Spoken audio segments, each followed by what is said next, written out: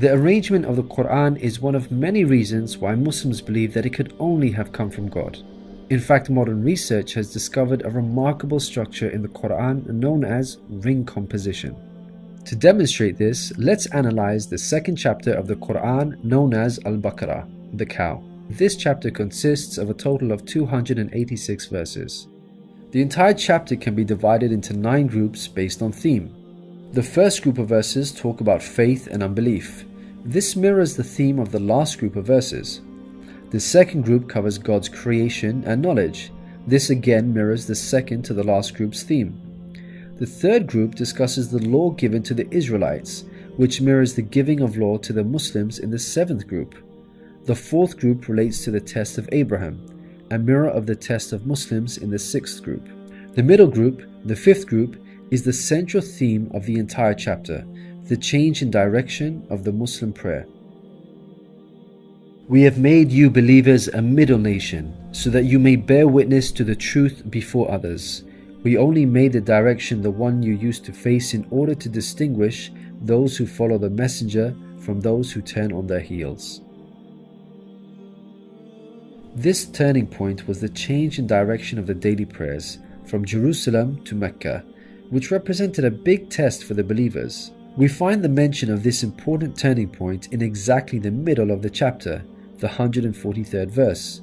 Moreover, this verse even contains the word middle. Together, these 9 groups form a giant ring composition. As you can see, ring composition is structured as a sort of circle, with the central meaning placed at the center. You can think of it in terms of a mirror, so ring composition is the equivalent of putting a mirror in the middle. What is mentioned in the first half will be reflected in the second half. Things can be taken a step further. If we examine these 9 groups, we find that they each contain sub-ring compositions. So what we have is rings within rings. For example, here is the 8th group with the theme of God's creation and knowledge. We can see that the beginning and the end both have the themes of giving and charity, and the central theme of God's power and knowledge is placed in the middle. Things can be taken further still. This sub-ring contains yet another ring within itself. This is the 255th verse known as Ayat al-Kursi, the verse of the throne. Just like the chapter which contains it, the verse of the throne can be divided into 9 groups based on theme. The first and 9th parts each mention God's personal names. The 2nd and 8th parts both state that God never tires. The 3rd and 7th parts describe that God owns everything in the heavens and the earth. The 4th and 6th parts make it clear that God has total control over us and we are dependent on Him. Notice that the middle of this verse mentions before and after, which could be yet another allusion to the mirroring of ring composition. It's worth highlighting that not only does the verse of the throne contain its own ring composition, but it is also positioned as a sub-ring within 2 larger rings, a concentric ring composition. We can see that this chapter of the Quran is marvelously designed, being precisely and tightly arranged according to the principles of ring composition. This precision in arrangement is in fact astonishing when we consider the timing of the revelation of these verses. To appreciate this, let's consider the analogy of building construction. Imagine you had the task of building a house. Rather than waiting until you receive all of the materials and then drawing up a carefully thought out design plan, you instead decide to proceed without complete knowledge of the constituent parts, constructing it piecemeal, adding to it bit by bit as and when you receive the individual materials. What are the chances that this approach will result in a well-constructed house? Unlike an organized approach where each part is placed in its best possible position according to a design plan, instead you have a situation where it seems each part is placed arbitrarily, depending on the order in which the parts were received. In such circumstances, you would most likely end up with a very poorly designed house, liable to collapse at any time. It is highly unlikely, perhaps even impossible, that this disorganized approach would end up with the same stunningly designed house as an organized approach. Yet this is exactly what we find with the Quran's structure. The builder in our example is the Prophet Muhammad, peace be upon him. The house that he began to build since its first verses were revealed to him is the Quran. The rooms and bricks in our construction example are its chapters and verses. He can never have a design plan in place for the Quran because the revelation of many of its verses depended on events that were out of his control, such as the social developments and challenges that he faced throughout his prophethood. For example, believers would come up to him and question him on a particular matter, or his enemies would challenge him. The responses in the form of revelation would then descend on him, addressing the specific situation that he was facing. How could Muhammad have devised such an intricate plan when he could not predict the events that would dictate the revelation of verses? Such an arrangement would have to be planned in advance, but this was not possible due to these events being out of his control. What this demonstrates is that the author was someone who could predict the future. Possessing knowledge of the unseen is a quality of God, not human beings. Some critics may point out that books prior to the Quran had this literary style, and therefore we cannot use this as an evidence for the Quran's divine origin. However, comparing the Quran to other books is like comparing night and day for many reasons. Firstly, Prophet Muhammad, peace be upon him, was not a poet, nor did he have any literary reputation. In fact, like many people at the time, he could not read or write.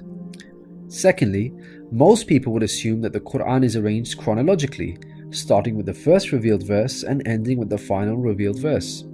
This is the order in which books are typically written, in a logical sequence starting with the beginning, then the middle, and finally the end. But the way the Quran was composed is unlike any other book. Al-Baqarah, the chapter of the Quran that we have covered, was not revealed starting with verse 1, followed by verse 2, then 3, and so on. Rather, its verses were revealed out of sequence over a span of many years and interspaced with the revelation of verses from other chapters. The Quran's unusual manner of revelation makes implementing ring composition much more difficult than conventional books. Thirdly, conventional books follow an editorial process by undergoing multiple stages of editing, which allows the author to gradually refine the text over time. However, the Quran did not undergo an editorial process. Prophet Muhammad, peace be upon him, would place the verses in their positions as soon as they were revealed to him. With each new verse, he would not go off and review what had been previously revealed to see where he can position them in order to maintain a ring structure. Rather, spontaneous revelation was immediately followed by the placement of the verse, its position fixed.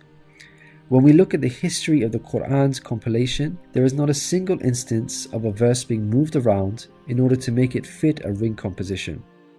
Fourthly, achieving ring composition in conventional books is much more feasible as the author has complete control over the content, allowing them to plan their structure ahead of time. As we've already seen with the Quran, its content was circumstantial as it was tied to events that were out of the control of the Prophet Muhammad, peace be upon him, and therefore he could not plan a structure ahead of time. Fifthly, the Quran was first revealed as an oral recitation, not in written format. With written books, you can easily plan a structure because you can quickly and conveniently refer back to what you have written previously. But with a recited text like the Quran, the Prophet Muhammad, peace be upon him, would have had to rely on his memory in order to recall what was previously revealed, a much greater challenge.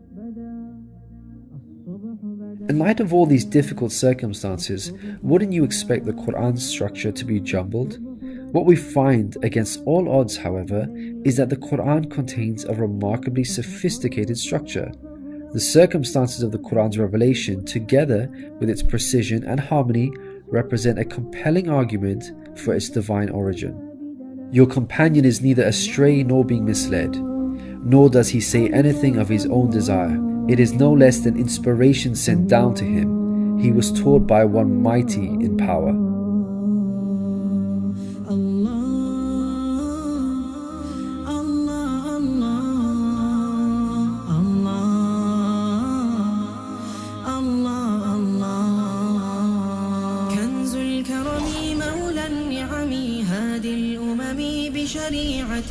كنز الكرم مولى النعم هادي الأمم بشريعته الله الله الله